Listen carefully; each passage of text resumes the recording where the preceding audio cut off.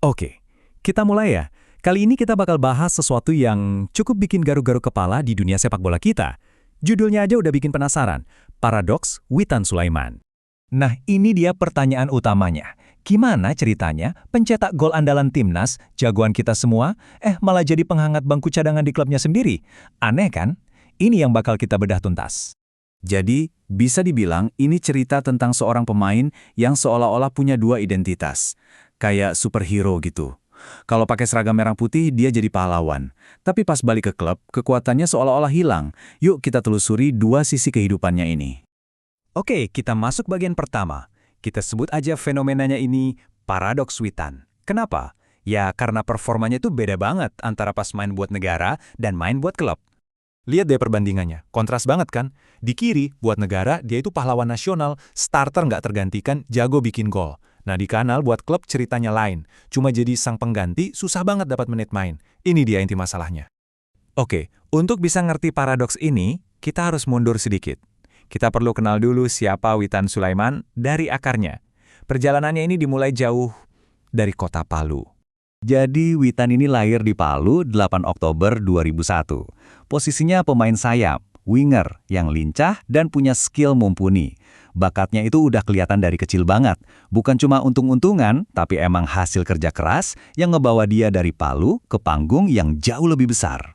Nah, ini jejak karirnya. Mulai dari 2013, dia di Akademi SSB di kampung halamannya, Palu. 3 tahun kemudian, lompatan besar. Pindah ke Jakarta, masuk sekolah olahraga top, SKO Ragunan. Dan puncaknya, di 2019, umur 17 tahun, udah teken kontrak pro sama PSIM Yogyakarta. Kelihatan kan, lintasannya emang udah dirancang buat jadi bintang? Dari Liga 2, Witan nggak nanggung-nanggung. Langkah berikutnya, Eropa. Ini dia babak baru yang penuh tantangan. Bayangin deh, tahun 2020, umur baru 18 tahun, Witan nekat berangkat ke Eropa. Ini bukan main-main, butuh mental baja buat anak semuda itu pindah ke benua lain sendirian. Tujuannya cuma satu, buktiin kalau pemain Indonesia juga bisa bersaing di sana. Dan perjalanannya di Eropa ini membawanya ke beberapa negara. Ada FK Ratnik Surdulica di Serbia, terus ke Lechia Gdansk di Polandia, sempat dipinjemin ke FK Senica di Slovakia, dan terakhir main buat AS Trencin, juga di Slovakia. Lumayan banyak juga ya pengalamannya. Nah, kalau kita lihat datanya, kelihatan banget naik turunnya. Di Serbia cuma 5 kali main, 0 gol. Di Polandia malah nggak main sama sekali. Tapi, lihat pas dipinjemin ke FK Senica di Slovakia. 12 kali main bisa cetak 4 gol. Di situ kilaunya mulai kelihatan lagi. Terus di AS Trencin juga lumayan, 13 main, 2 gol. Oke, cukup soal perjalanan di Eropa. Sekarang, kita pindah ke sisi lain dari Witan. Sisi di mana dia jadi pahlawan. 9, cuma 1 angka. Tapi, angka ini penting banget. Ini adalah jumlah gol Witan buat timnas senior Indonesia. 9 gol. Dan biar lebih jelas lagi signifikansinya, dari semua pemain yang ada di skuad timnas kita sekarang, Witan itu pencetak gol terbanyak, 9 gol. Di atas Egy, di atas Dimas Drajat. Ini nunjukin betapa vitalnya dia buat serangan tim Garuda. Kuncinya di sini adalah kepercayaan. Khususnya di bawah coach Shin Taeyong, Witan itu anak emas.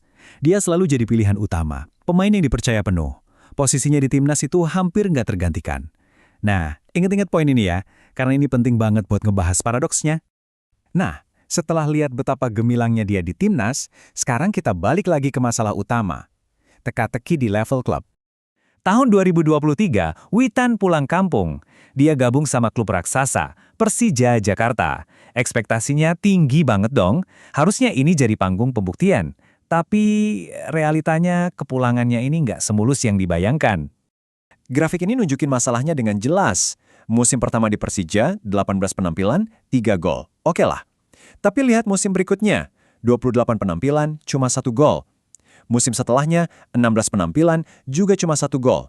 Jomplang banget kan kalau dibandingin sama performanya di timnas? Dan ya, inilah kenyataannya di Persija.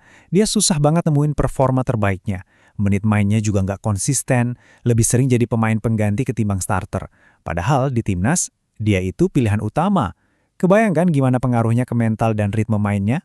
Dan ini bukan cuma analisis kita loh. Witan sendiri pernah bilang, salah satu faktor yang berkontribusi adalah kurangnya kepercayaan dari pelatih.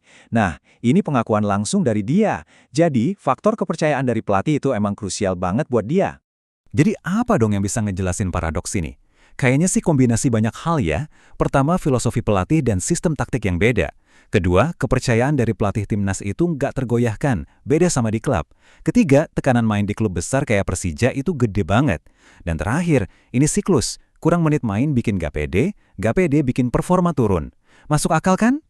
Pada akhirnya, cerita Witan ini lebih dari sekedar sepak bola loh. Ini ngajarin kita soal hubungan rumit antara bakat, kepercayaan, dan apa sih arti rumah yang sebenarnya buat seorang pemain. Mungkin rumah itu bukan soal di mana kita berada, tapi di mana kita dipercaya. Nah, itu pertanyaan menarik buat kita pikirin bareng-bareng.